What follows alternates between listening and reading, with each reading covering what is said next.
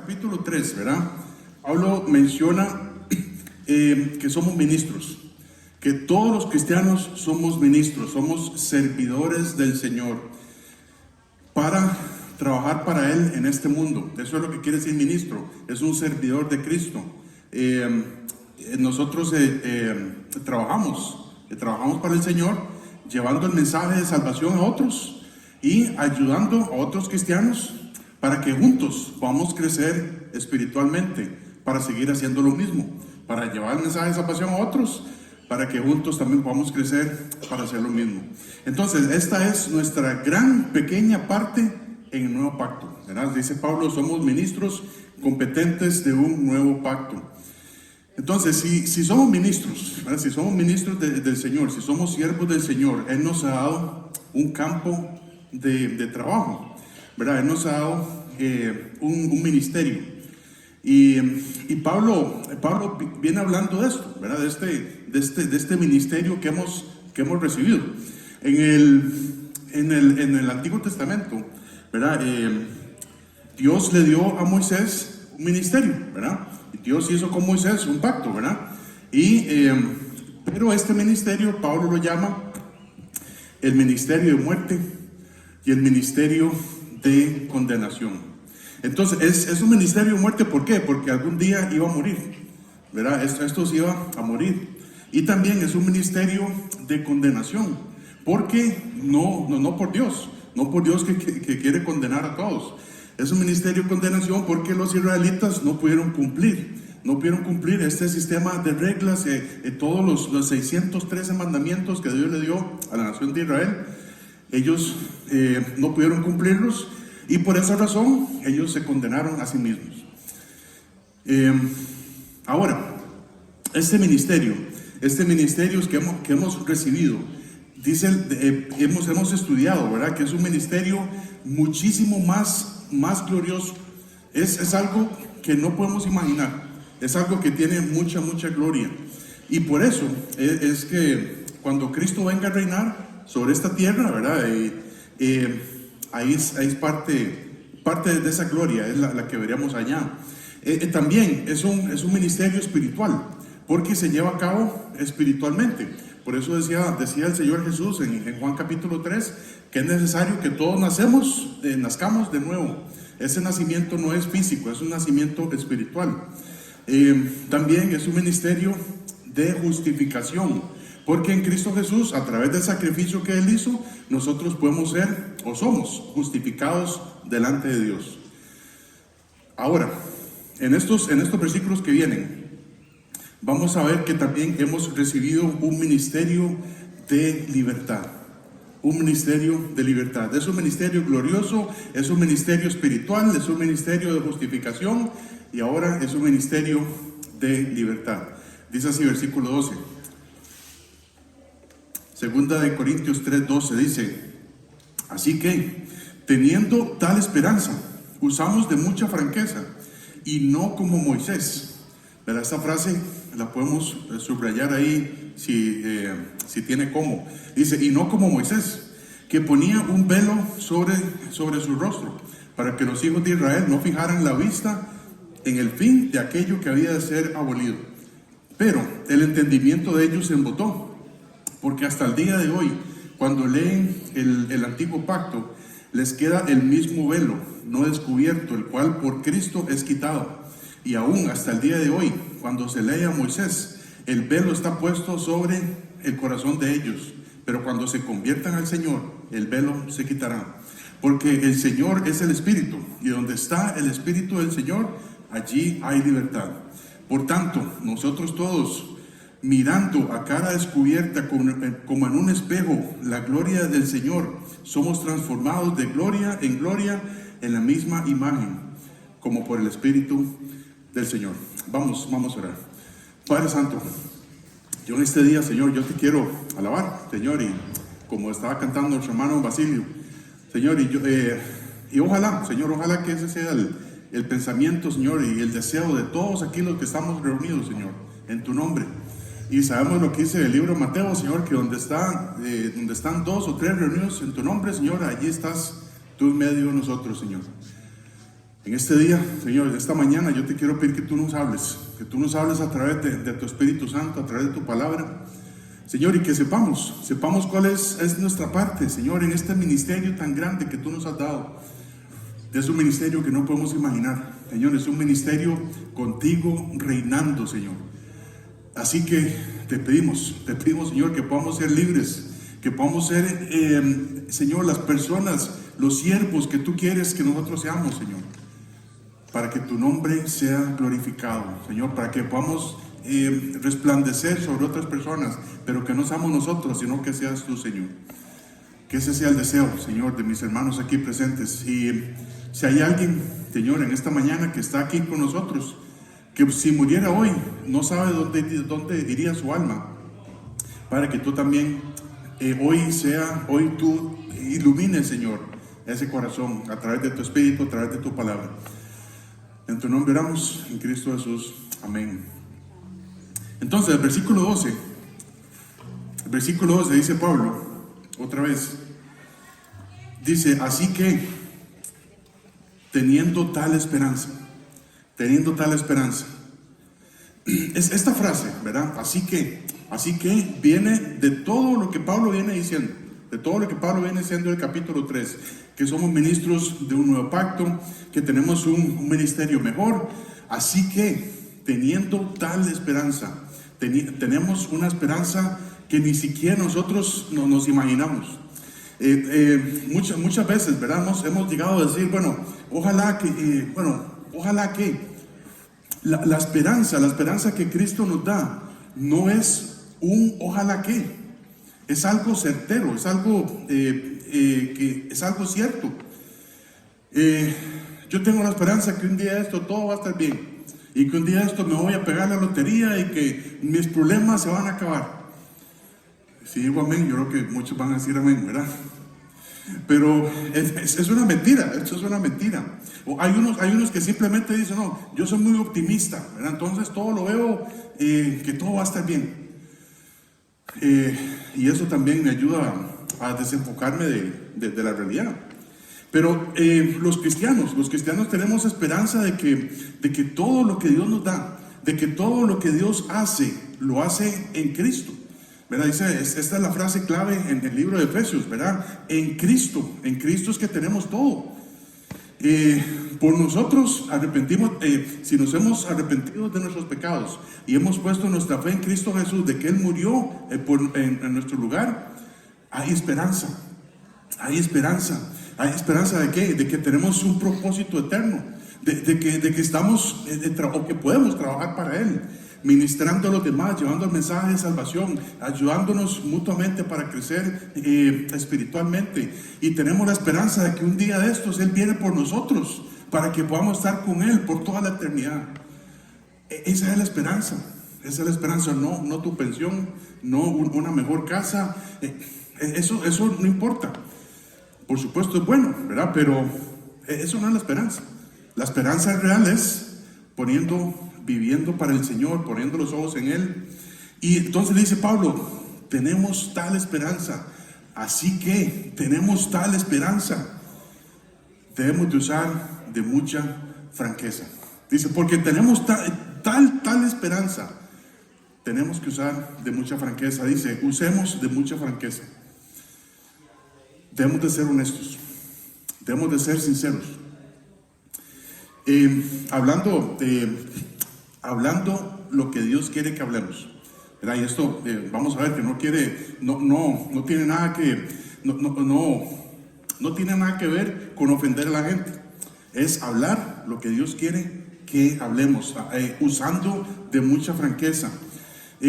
Muchas veces hemos escuchado, tal vez en esta iglesia no, pero por lo menos yo no lo he escuchado, que muchos cristianos quieren irse a otras iglesias, porque en esa iglesia me hacen sentir bien, en esa iglesia apagan las luces, en esa iglesia tiran un humo ahí, bendito el cielo, es como si una nube bajara, en esa iglesia me siento bien, me siento con escalofríos. Muchos cristianos andan buscando eso, desgraciadamente. y es porque no se quieren sentir señalados por la palabra de Dios.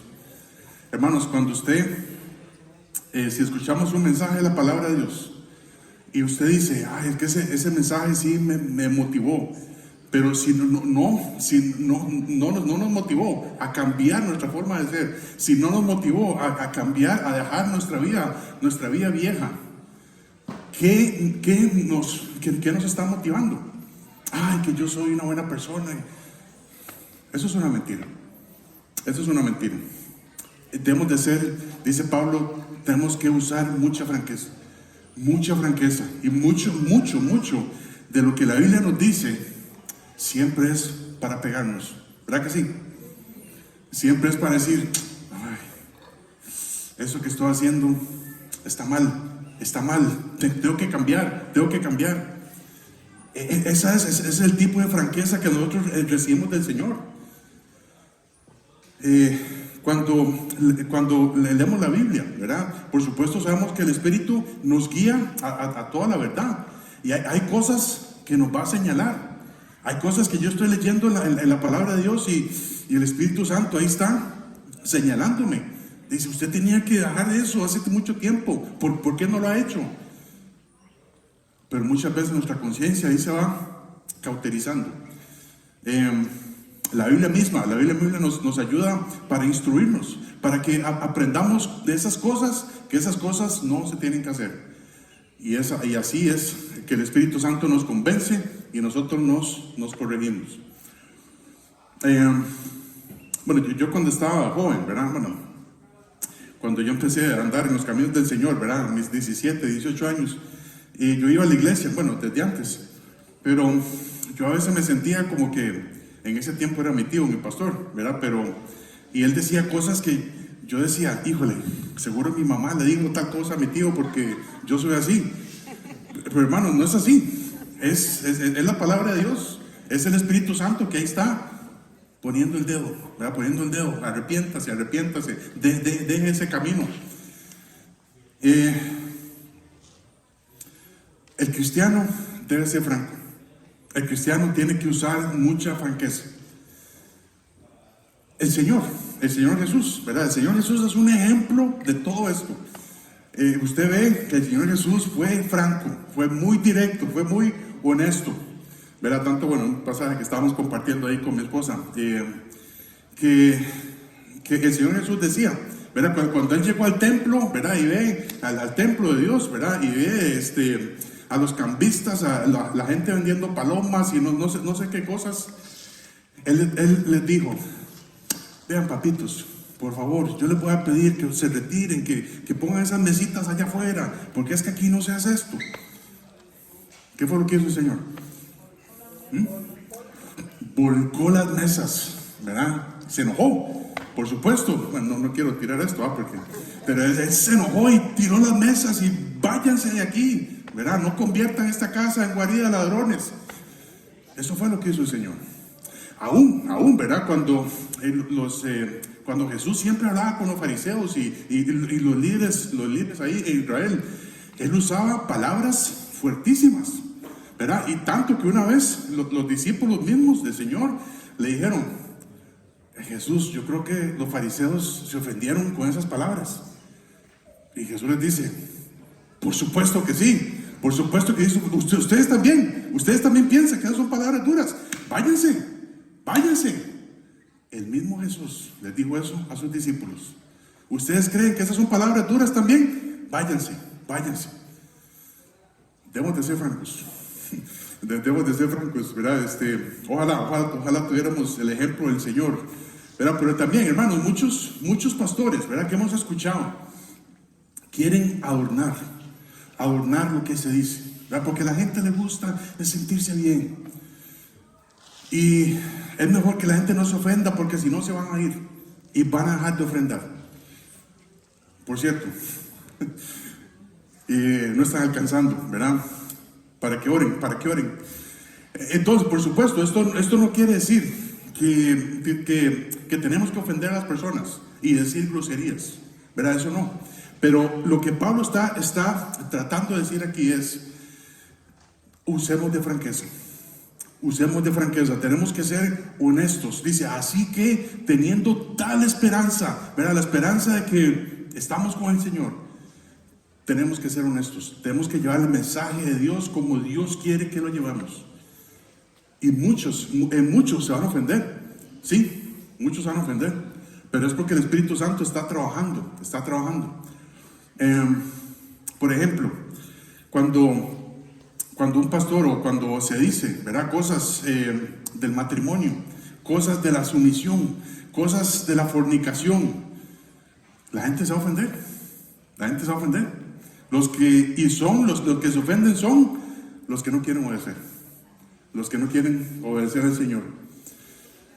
Y aquí podemos recordar muchos ejemplos, ¿verdad? Pero hay una señora, ¿verdad? Que mi esposa tuvo la oportunidad de empezar a discipular. No aquí, ¿verdad? En otra iglesia, allá donde estábamos en San José.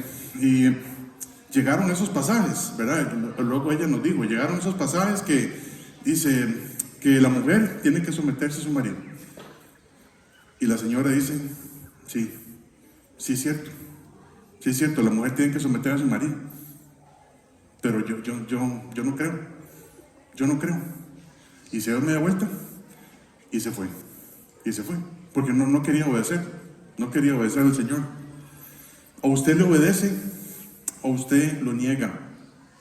Y entonces por eso es que debemos de ser francos. Por eso es que tenemos que ser francos con las personas que Dios nos da.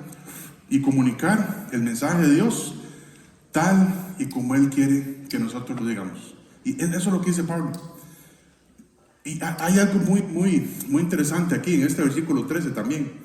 Dice, así que, dice el versículo 12, ¿verdad? Así que, teniendo tal esperanza, usamos de mucha franqueza. Y dice el versículo 13, y no como Moisés.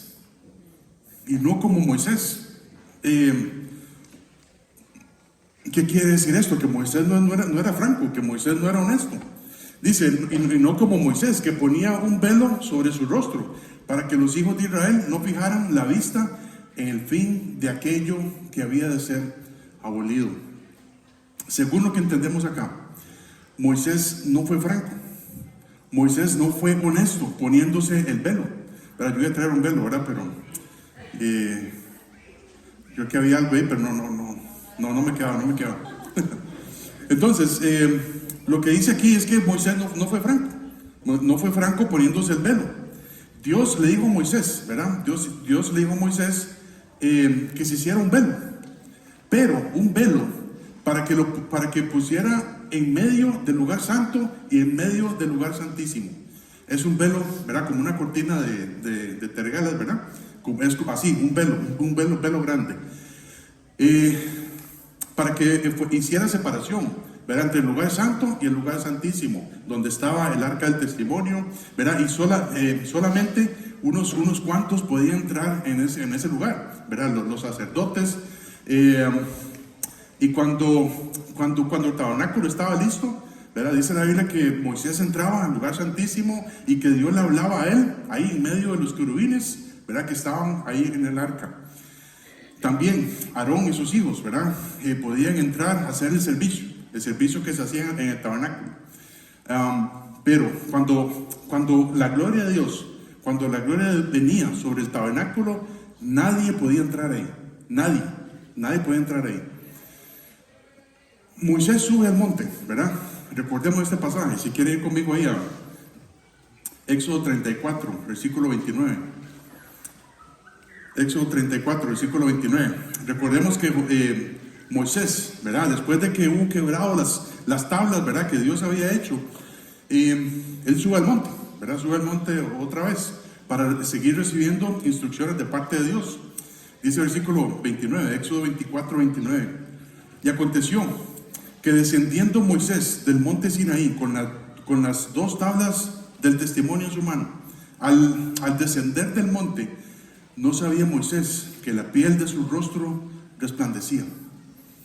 Después que hubo hablado con Dios, y Aarón y todos los hijos de Israel miraron a Moisés, y aquí que la piel de su rostro era resplandeciente, y tuvieron miedo. de acercarse a él.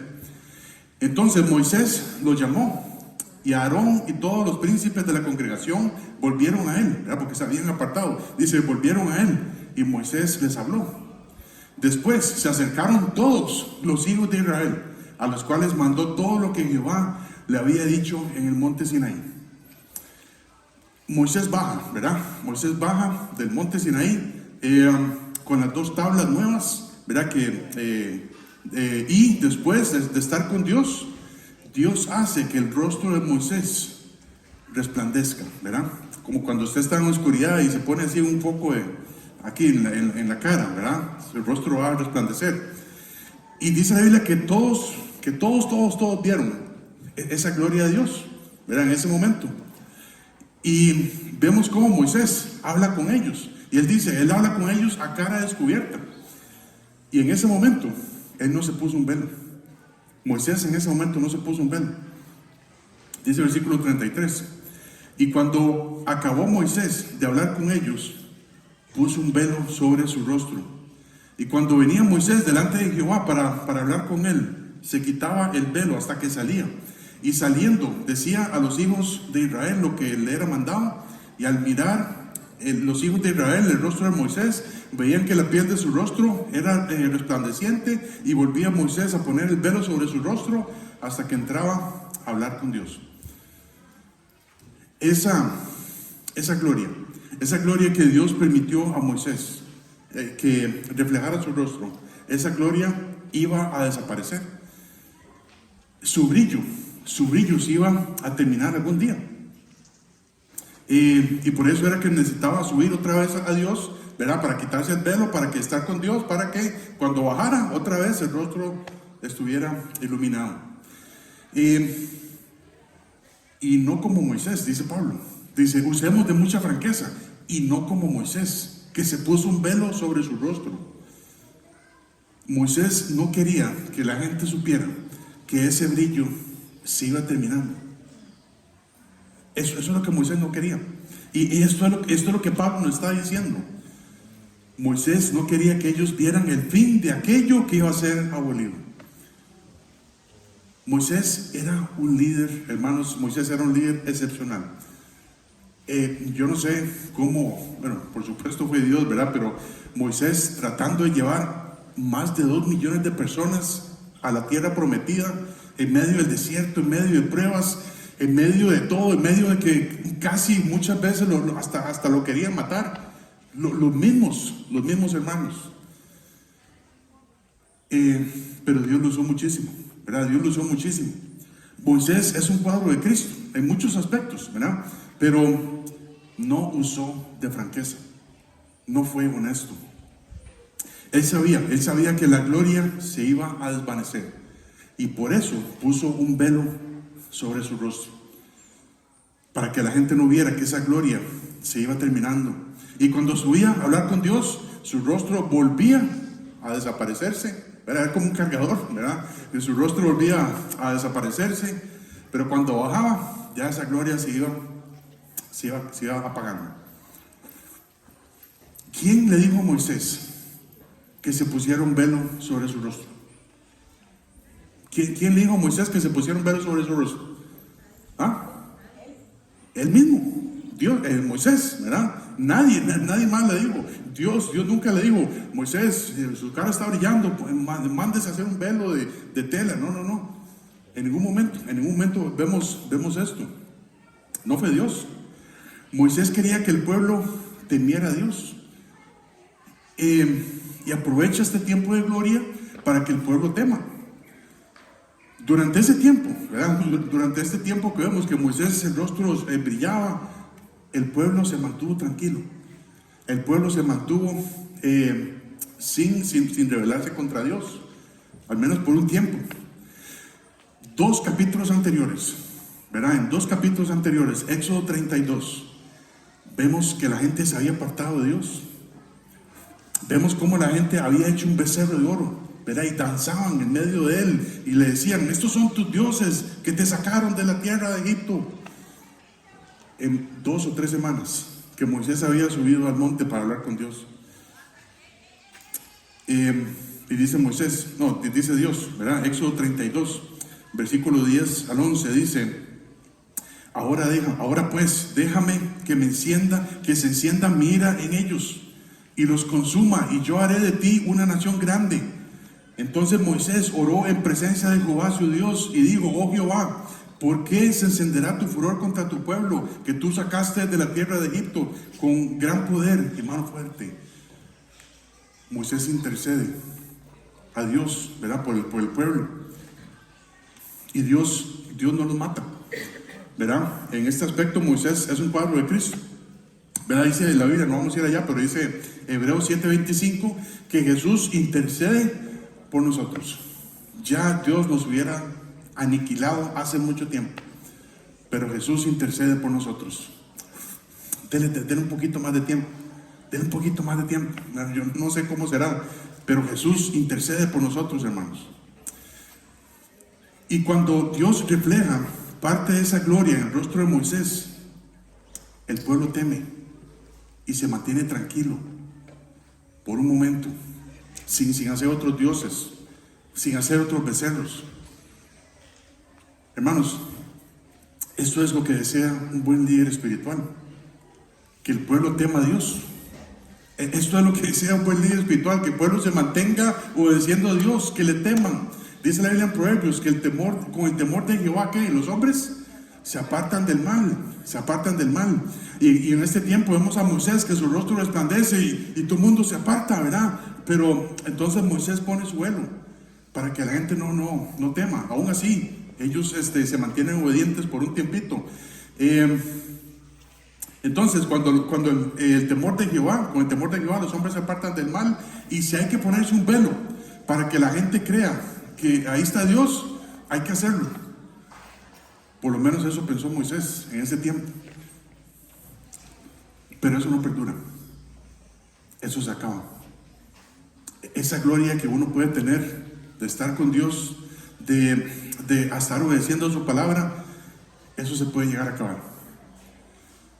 Dice el versículo 14, 2 Corintios 3, 14 al 15, dice: pero el entendimiento de ellos se embotó, porque hasta el día de hoy, cuando leen el antiguo pacto, ¿verdad? Todo de la ley, de Génesis hasta Malaquías, les queda el mismo velo no descubierto, el cual por Cristo es quitado.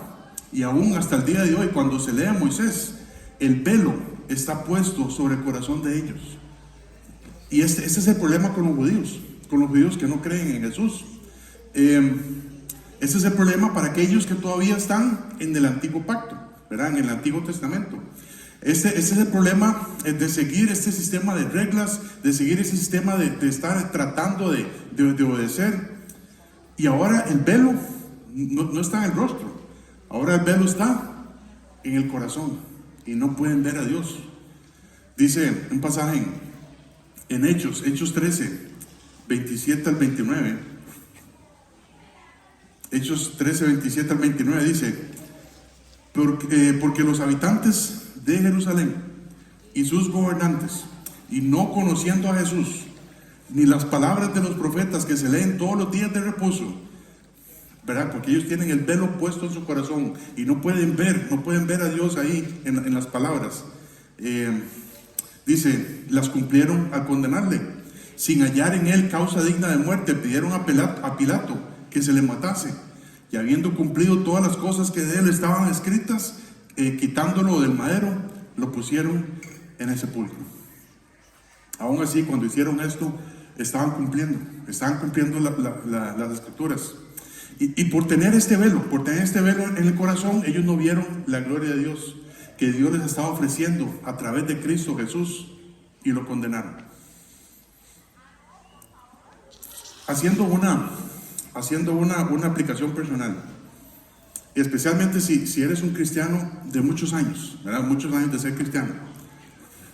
Esto es lo que hemos estado tratando de hacer desde hace mucho tiempo, para que los demás vean la gloria que nosotros podemos tener a través de un andar con la Biblia. Y de esa forma estamos pretendiendo lo que realmente no somos. Estamos pretendiendo hacer lo que realmente no somos. Queremos dar la apariencia para que la gente pueda tener un respeto, para que la gente pueda decir, sí, hay buen hombre de Dios. Queremos dar la apariencia para que la gente vea que tenemos una relación con el Señor que en realidad no existe hace muchos años. Y tenemos abandonado esa comunión con el Señor desde hace quién sabe cuánto tiempo. Cuando estamos orando por alguien, ¿verdad? Cuando estamos orando por alguien que ha estado enfermo y Dios sana a esa persona. Después, cuando la vemos, ¿verdad? Que ya está sanada, le decimos, ay, hermano, hermana, yo estoy orando por usted. Entonces, lo que queremos es que la gente diga, uy, sí, hermano, muchas gracias, porque yo sé que Dios a usted lo escucha más que a mí. Usted es más espiritual que yo. Eso no es. Lo que en realidad es que Dios hace la obra. Nosotros no tenemos ningún don de sanidad. Dios es el que hace la obra. Como decir, la otra noche estaba yo leyendo la Biblia y Dios me enseñó que cuando sabemos que es mentira, que llevamos tiempos, meses, semanas de no leer la Biblia. Y ese es el tipo de gloria que queremos reflejar. Tal vez usted has visto un mensaje ahí en YouTube o en la radio. Bueno, ahora ya no hay radio, pero tal vez has visto algo, una frase, y dices, ay, es que Dios me enseñó que... No es cierto. Eso lo copié de algún lado. Pero hermanos, cuando tenemos esa comunión con el Señor, de leer su palabra, de abrirla todos los días, sin que nadie me obligue, ¿verdad? Yo sé que a mi carne nunca le gusta esto, de leer la palabra de Dios, pero a través de una comunión con la palabra de Dios, que el Señor nos habla cuando abrimos su palabra, cuando la leemos, y nosotros le respondemos a Él en oración, cuando el Señor nos va mostrando las cosas que nosotros tenemos que hacer, las cosas que tenemos que dejar, y la obedecemos, eso sí es una gloria que se va a reflejar. Muchos de nosotros llamamos a esto el primer amor. El primer amor. ¿Un cristiano sabe cuál es el primer amor? ¿Sí o no? No. ¿Verdad que sí? Es el primer amor, ¿verdad? Que usted sabe que Cristo murió por sus pecados. Es el primer amor de que usted dice, yo estaba ofendiendo a Dios con mi pecado y yo me arrepiento de mis pecados. Yo pongo mi fe en Jesucristo, que es el único que me puede salvar. Y a partir de ese momento yo empiezo a vivir para el Señor. Yo empiezo a tener una comunión con Él todos los días. Yo empiezo a ir a la iglesia, no solamente a la iglesia, yo todos los días, yo trato de obedecer a Dios, porque yo amo a mi Señor. Eso es el primer amor. Pero eso se va perdiendo. Eso se va perdiendo. Y es como Moisés, que se ponía ese velo, para que la gente no viera que ese brillo ya se había perdido. Y eso es lo que Pablo está diciendo aquí, que usemos de mucha franqueza, y no como Moisés, que se ponía un velo sobre su rostro. Dice Hebreos 10, 29 al 22. Hebreos 10, 19 al 22. ¿Qué dije yo? 29. Era como en hebreo, ¿no? Hebreos 10, 19 al 22 dice, así que, hermanos, teniendo libertad para entrar en el lugar santísimo, ¿verdad? Por la sangre de Jesucristo, porque ese velo ya se rompió y ahora podemos tener entrada a Dios por la sangre de Jesucristo. Dice, por el camino nuevo y vivo que Él nos abrió a través del velo, esto es de su carne, teniendo un gran sacerdote sobre la casa de Dios. Acerquémonos con corazón sincero. Acerquémonos con corazón sincero, en plena certidumbre de fe, purificados los corazones de mala conciencia y lavados los cuerpos con agua pura. Hermanos, lo que Dios quiere es que nosotros nos acerquemos a Él. Él, a través de la sangre de Cristo, ya nos hizo cercanos a Él. Y si nosotros creemos que Jesucristo murió por nuestros pecados, si ya nos hemos arrepentido de nuestros pecados, Cristo nos ha hecho cercanos a Dios. Cualquiera que veía a Dios en el Antiguo Testamento moría, ¿verdad? Moría inmediatamente, ¿verdad? Hubo un tiempo en que Dios le dijo a Moisés eso. Dice, yo te voy a hablar a mis espaldas porque si usted me ve, usted va a estar muerto.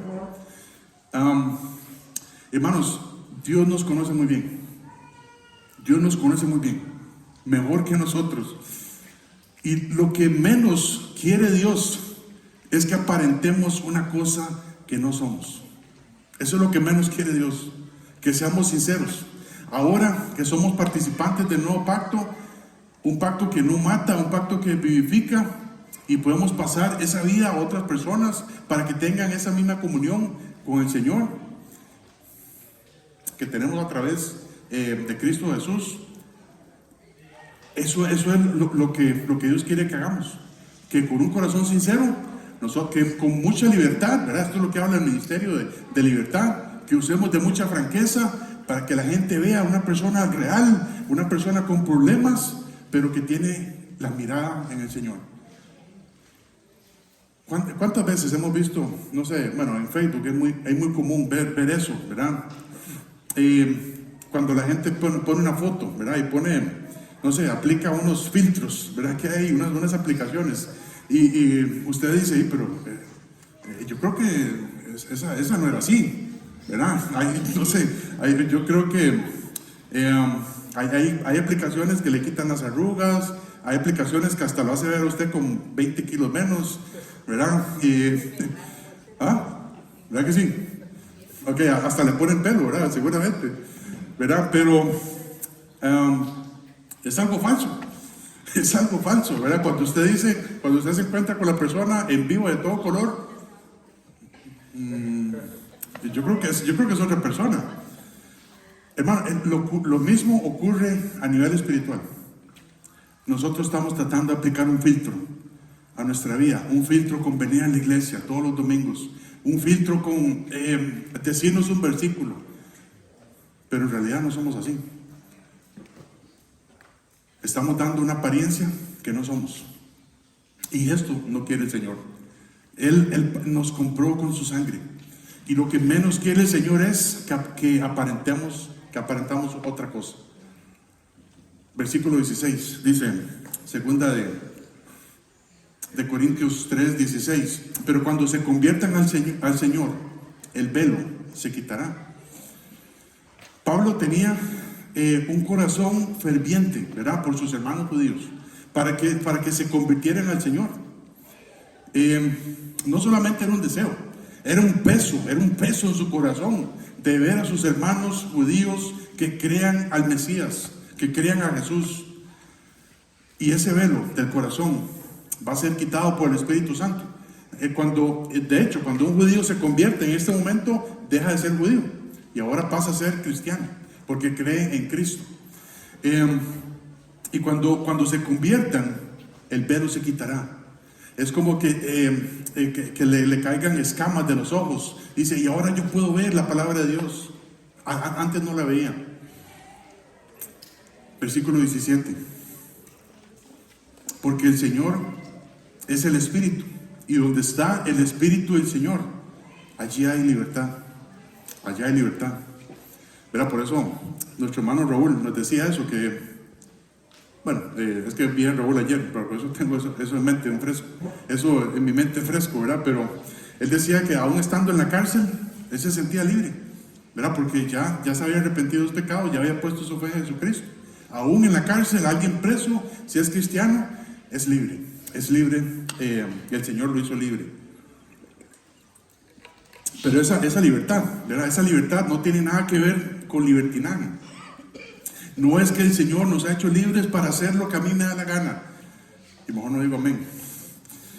El Señor nos ha hecho libres de la condenación del pecado, libres de tener que cumplir todo ese conjunto de reglas, todo ese conjunto de sacrificios que de todas maneras no podemos cumplir.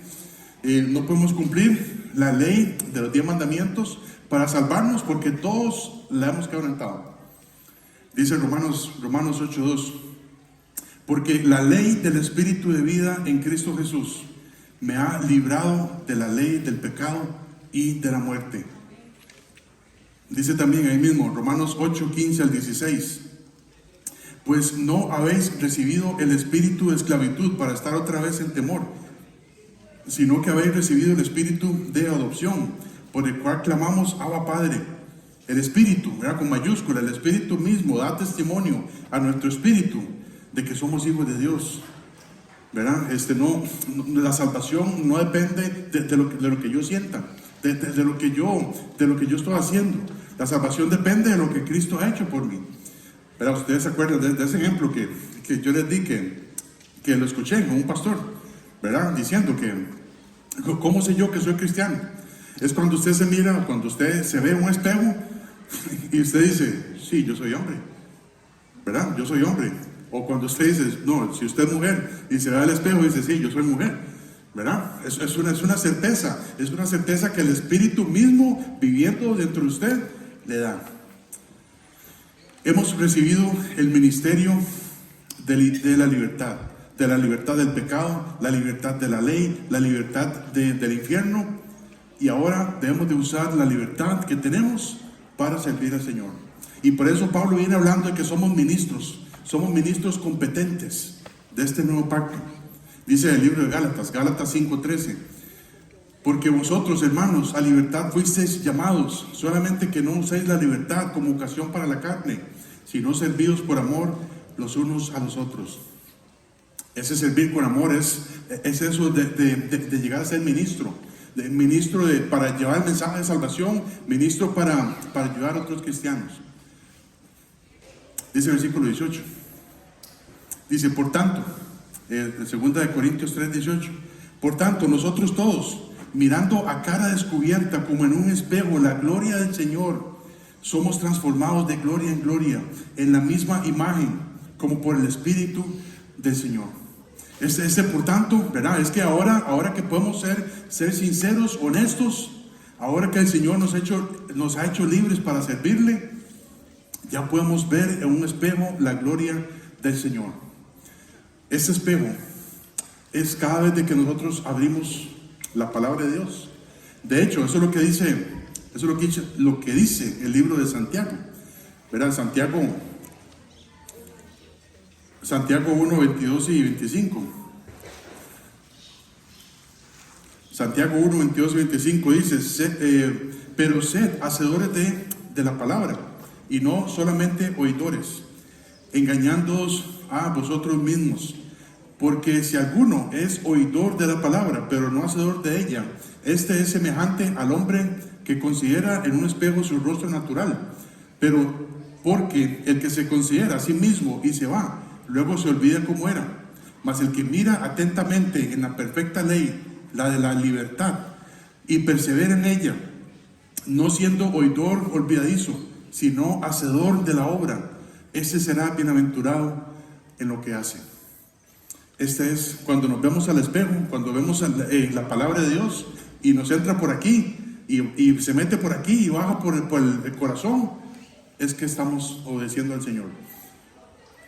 Pero muchas veces miramos, nos vemos en el rostro ahí en el espejo y nos vamos y olvidamos cómo éramos. Según Romanos 12:2, somos transformados por medio de la renovación de nuestra mente.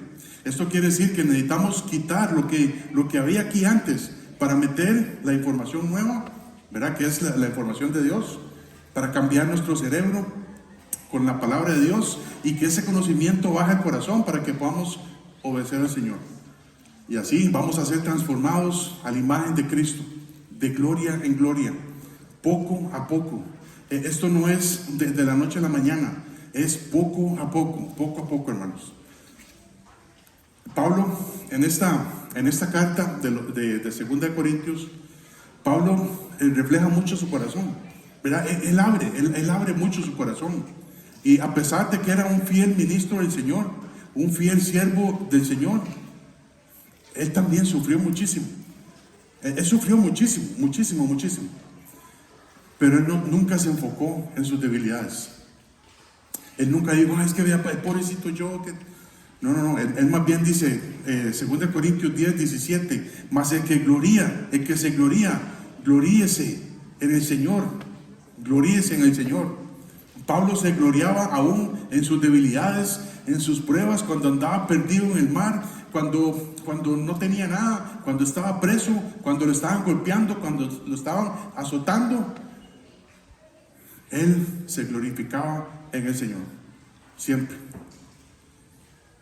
Y cuando nosotros nos ocultamos detrás de una religión, cuando nosotros nos ocultamos detrás de una tradición, no vamos a poder reflejar la gloria de Dios. No vamos a poder hacer eso.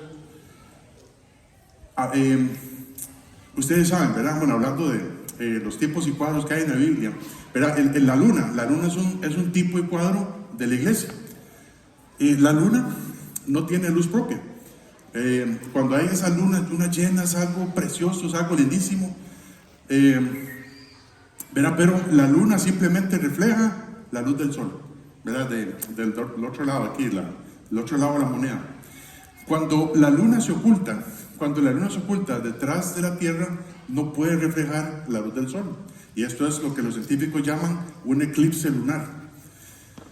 Los cristianos de hoy en día parecemos que estamos en modo eclipse lunar todo el tiempo, que no estamos reflejando ni un poquito la luz del sol. Y es porque no estamos yendo a la fuente de gloria. No estamos viendo el espejo aquí en la Biblia, para que la Biblia nos vaya corrigiendo, para que diga, sí, usted tiene que quitar esto de aquí, esto de aquí. Ese es el espejo. Hermanos, estamos reflejando nuestro orgullo, estamos reflejando tal vez nuestro conocimiento en la palabra de Dios, pero tal vez no estamos reflejando un andar con el Señor, como Él quiere que hagamos, con un corazón sincero, con los mismos problemas que tenemos, con las mismas actitudes, que el Señor vaya corrigiendo cualquier cosa. Dice el libro de Cantares 6:10. Cantares 6:10 dice: ¿quién es esta que se muestra como el alba? ¿Verdad? Ustedes saben qué es el alba, ¿verdad? Cuando está entre las 4 y 5 de la mañana, ¿verdad? Cuando el sol apenas se está despertando, entre comillas, ¿verdad? El sol nunca se despierta. Cuando apenas el sol se está mostrando ahí, ese es el alba, ¿verdad? Y todo queda iluminado un poquito. Ese es el alba. Dice: ¿quién es esta que se muestra como el alba, hermosa como la luna, esclarecida como el sol, imponente como ejércitos en orden? Es un cuadro de la iglesia, Es esta la iglesia que Cristo ganó por su propia sangre. Y la iglesia debe mostrarse así, debe mostrarse hermosa, debe mostrarse resplandeciente, imponente. Pero no lo estamos haciendo. No estamos reflejando la gloria que Dios quiere que tengamos. Hermanos, el Señor nos ha dado un ministerio espiritual. El Señor nos ha dado un ministerio de justificación. El Señor nos ha dado un ministerio más glorioso y un ministerio de libertad. Debemos de ser honestos, debemos de ser sinceros por lo que Jesús ha hecho por nosotros, que Él murió en nuestro lugar, que nos libró del pecado, nos libró de la condenación eterna, nos hizo cercanos a Dios. Y ahora debemos de acercarnos a Él con un corazón sincero, sabiendo que entre más nos acerquemos a la palabra de Dios, entre más le obedezcamos, entre más vamos a ser controlados por el Espíritu Santo, vamos a reflejar un poco de esa gloria a los demás. Y no tiene que ser nada fabricado. Es algo completamente natural. Y nos da la libertad para poder anunciar su mensaje sin adornos, sin velos, para que la gente pueda acercarse a Él confiadamente.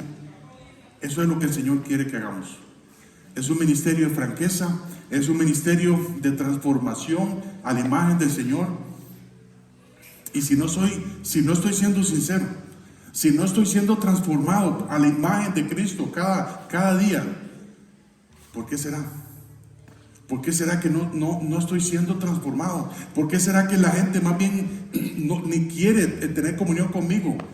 Porque dice: ese cristiano, jamás. Ese no es un cristiano.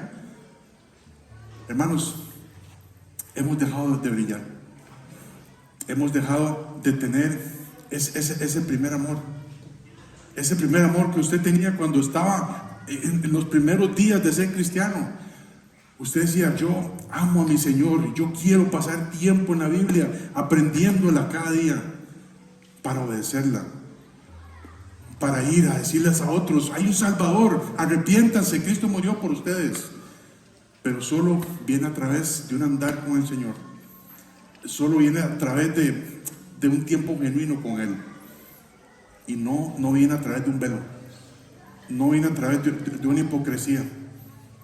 La gente no necesita ver, la gente no necesita ver eso. La gente no necesita ver nuestras buenas obras, ¿verdad?, filtradas. La gente necesita ver al Señor. ¿Qué estamos reflejando, hermanos?